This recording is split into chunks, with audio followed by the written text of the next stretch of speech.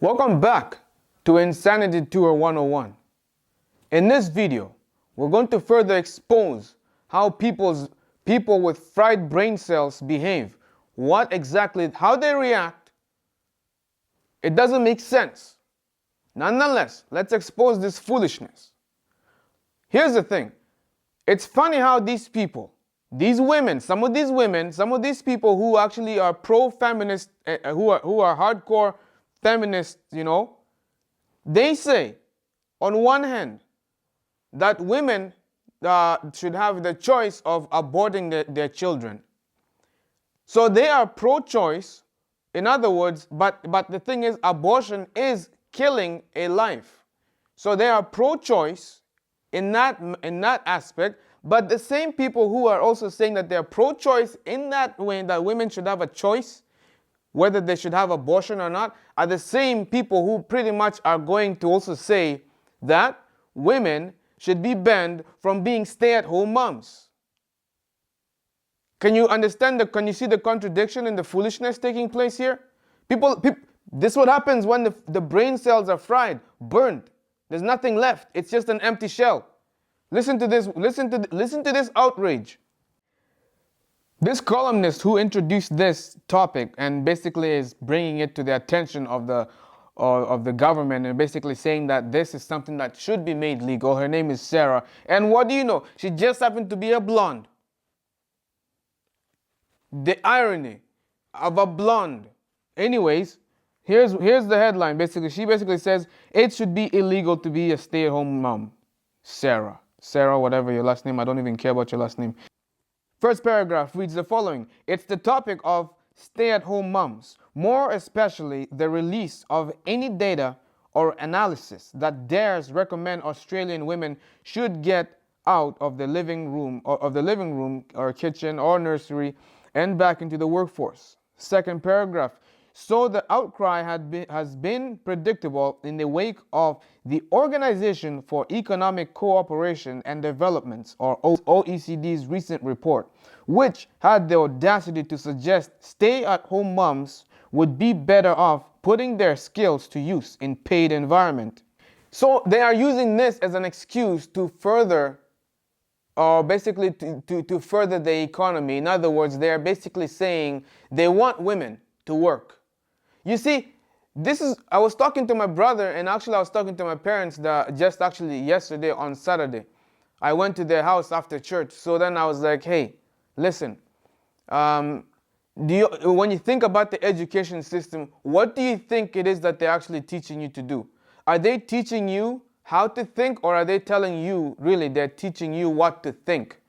They're repeating for you what they want you to think, and they're teaching you how to be a worker to somebody else, not to be your own boss, not to be your own basically like success in a way, but rather they're raising you from childhood. They properly indoctrinate you in such a way that as you grow up, you are going to jump straight into the workforce and work for somebody else for the rest of your life until you hit age 65, and then you're going to decide to retire when you're old, not retire when you're young. No, it's bad for the economy, so you got to that's what they're pushing.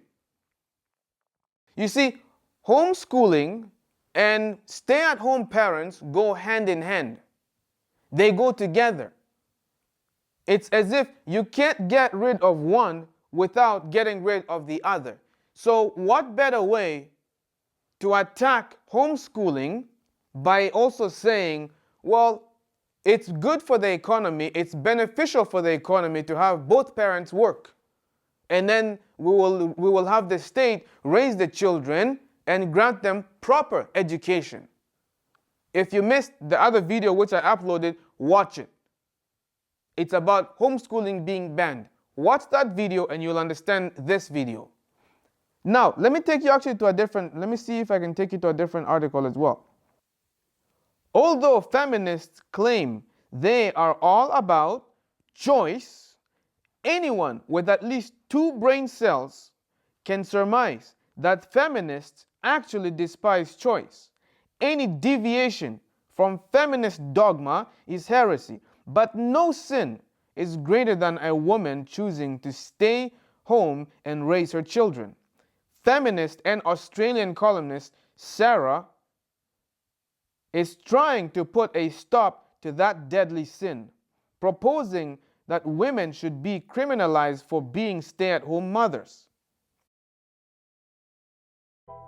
This woman has no brain cells left in her. She's a blonde. What? She's a blonde. Don't take anything serious, guys, from a blonde like this one. Don't even take it seriously. She's a joke. Sarah, you're a joke. You're a blonde. You're a joker. Wasting people's time. I'm happy all these things are backfiring at your face. And these are the things, ladies and gentlemen, you gotta, if you really think about it, it really makes sense how, first, right now this statement sounds outrageous. The fact that this woman has stood up and made this statement, we are all bashing her. Many people are bashing her, saying it's wrong, it's wrong. Why strip away a woman's choice from her? Today, we're bashing on her. Tomorrow, many people are going to, in the world of tomorrow, people are going to change their minds, and you're going to start seeing a lot more people like her rise up and say, hey, women should not be stay-at-home parents. They should all be in the workforce. It's going to be heavily influenced as well by the LGBT community. The LGBTQ community, they are the ones who are going to be pretty much, they're going to aid in pushing this. And guess what? Their voice is very powerful. Why? Because they are a growing community. The LGBTQ HDTV 1080p community. Just keep adding new. This is someone else's comment on my video. I don't know why that just popped up in my head, I had to laugh at it. I had to mention this, But yeah, I don't know, man. It's just, this is where we are heading as a nation. This is where the world is heading. We are in the city. We are within the walls of Sodom and Gomorrah. God's children are surrounded by Sodomites. And these Sodomites want your children. They're after your children. So that at an early age, they can raise your children for you, and your children can become just like them and become a part of them. That to them is proper education.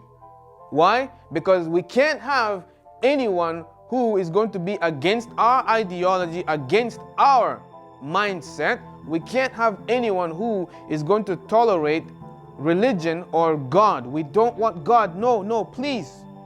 Don't mention the name of Jesus Christ. That is what they are really all about. I can go on and on, but listen, it's going to turn more into a rant.